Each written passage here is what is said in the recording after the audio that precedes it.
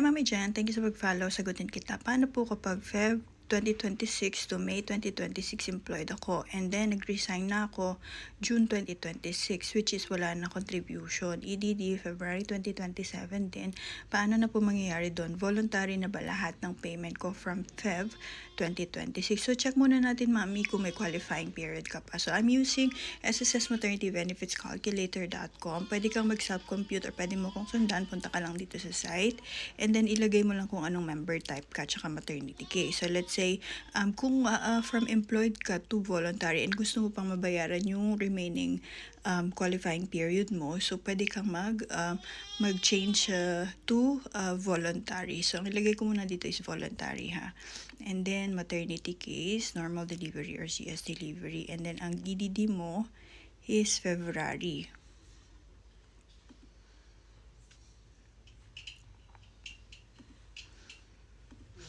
Show qualifying period. So, may qualifying period ka pa until, October 2025 to September 2026. Now, kung nag-resign ka ng June, so wala ka ng contribution ng July, August, September. So, pwede kung gusto mo, pero ano ka naman qualified ka na since meron ka ng contribution from October 2025 to June.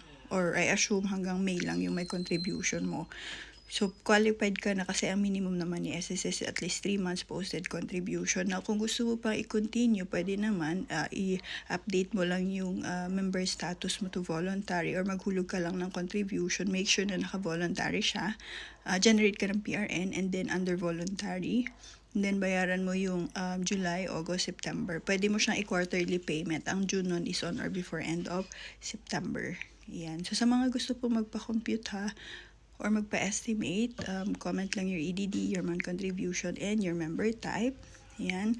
And make sure na naka-follow kayo para makareply ako sa inyo ng video. And para doon sa mga need ng extra fund, I have a referral link po dito. I-click nyo lang to, madadirect kayo kay Union Bank Credit Card site. Wala po tayong commitment dito. Whether you're approved or not, pwede po kayo mag-fill up.